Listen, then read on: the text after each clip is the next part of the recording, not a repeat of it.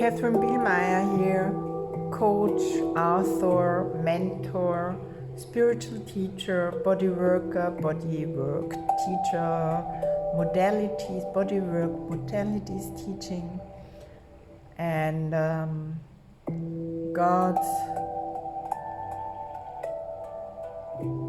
channeling. Yeah, God's channeling. And what else is possible?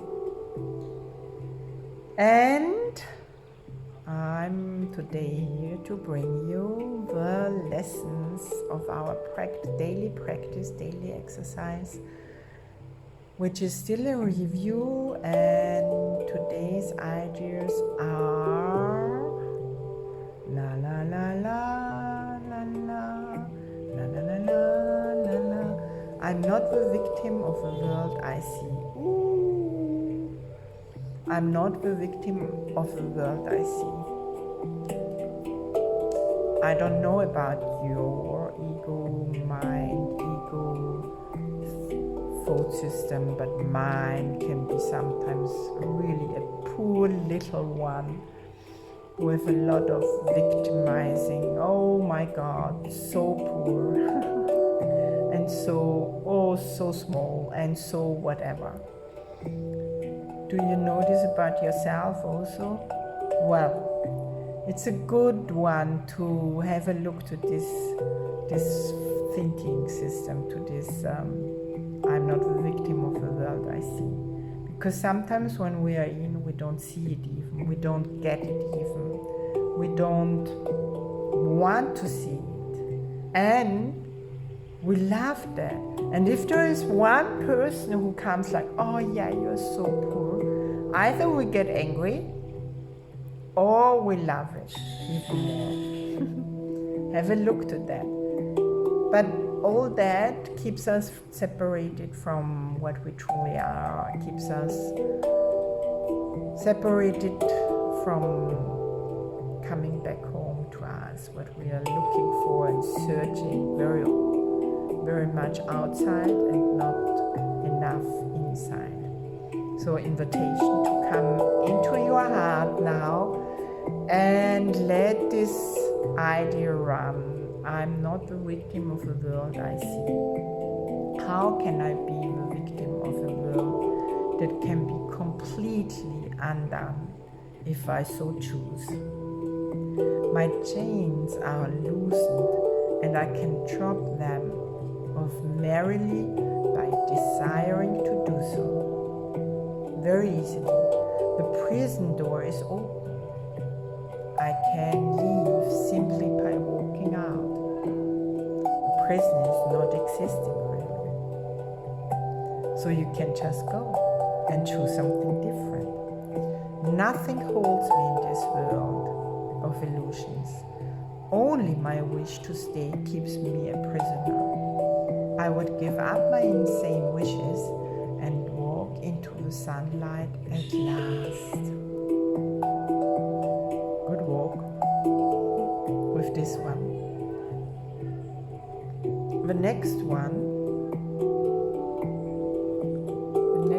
is I have invented the world I see. Oh yes, we're good inventors.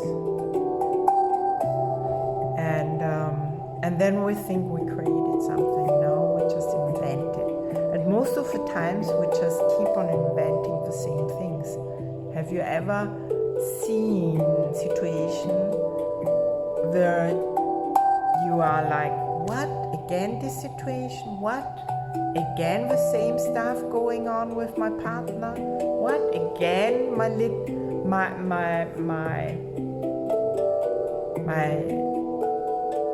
daughter or my son or my child is just behaving again like that? So no, you invented it. It's your illusional world, and it's all happening in here in your ego mind as a Hollywood film. So if you invented it, you can also disinvent it. And it's something completely different in creating with God. It's really complete. For me, it's completely different. I made up the prison in which I see myself. All I need is to recognize this and I'm free. Yeah. I have deluded myself into believing it is possible to imprison the Son of God, because we are all Son of God, which is a bit funny that there is no daughter of God. Well, maybe this is also an invention. Let's see. I was bitterly mistaken in this belief, which I no longer want. The Son of God must be forever free. He is as God created him, and not what I would make of him. He is where God would have him be, and not where I chose to hold him prisoner. Where he speaks about us. Where we speak about us here, actually, because we are also sons of God. Sons of God, daughters of God, if you wish. Next one, there is another way of looking at the world. Yes, start now, in this moment. Since the purpose of the world is not the one I ascribe to it, there must be another way of looking at it. I see everything upside down and my thoughts are the opposites of truth. I see the world as a prison for God's Son. It must be then that the world is really a place where he can be set free. I would look upon the world as it is and see it as a place where the Son of God finds his freedom. Where you can find your freedom. Where you can find your freedom in the heart of God. In your own heart. In your own love. But not your ego love and the program of love to that, but really the divinity, the divine's love, which you have in you. I could see peace instead of this. Next idea, I could see peace instead of this. How often does your ego mind want to be right and react in righteousness and don't want to give in? And I had a teacher who was telling and saying, well, do you want to be right? Jesus has also said that, do you want to be right? Do you want to be in your righteousness? Or do you want to be in peace? And since then, I always ask for peace when I'm going into this direction. I choose something different and do whatever it takes. It's more an undoing and giving it up to God, forgiving and healing.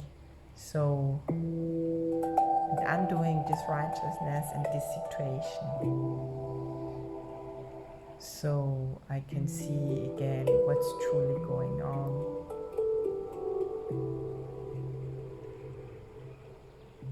When I see the world as a place of freedom, I realize that it reflects the laws of God instead of the rules I made up for it to obey. I will understand that peace, not war, abides in it. And I will perceive that peace also abides in the hearts of all who share this place with me. Great, come back, just come back where you truly belong to, and where you will really be nourished and filled up with love. Great. My mind is part of God's. I'm very holy. That's the next idea. As I share a piece of the world with my brothers, I begin to understand that this piece comes from deep within myself. The world I look upon has taken on the light of my forgiveness and shines forgiveness back at me. In this light, I begin to see what my illusions about myself kept hidden. I begin to understand the holiness of all living things, including myself, and their oneness with me. That's the last one, my dearest sister and brothers. And I wish you really to see your light and to get this holiness feeling. It's an experience. You can really truly